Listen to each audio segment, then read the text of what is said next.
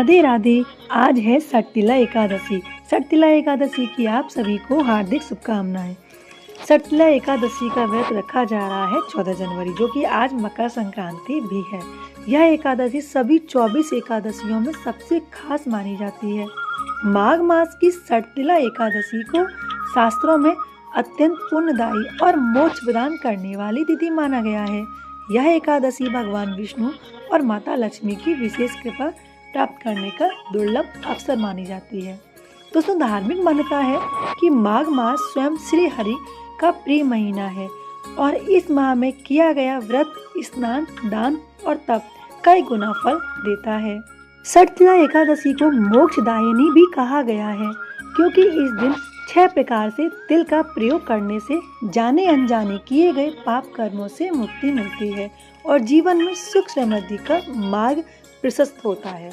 शास्त्रों के अनुसार भगवान विष्णु के वराह अवतार के समय उनके शरीर से उत्पन्न पसीने की बूंदों से तिल की उत्पत्ति हुई थी, इसलिए तिल को विष्णु तत्व से जुड़ा हुआ और अत्यंत पवित्र माना गया है। दोस्तों, अब बात करते हैं सटतिला एकादशी व्रत का पारण, जो किस समय किया जाएगा। व्रत का पारण अगले दिन द्वादशी तिथि में किया जाएगा। पारण का शुभ समय 15 जनवरी को सूर्योदय के बाद सुबह लगभग 7:15 से लेकर 9:21 तक रहेगा।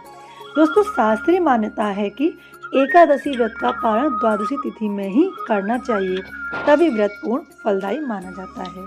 हरिवासर में तो ये व्रत कभी नहीं खोलना चाहिए।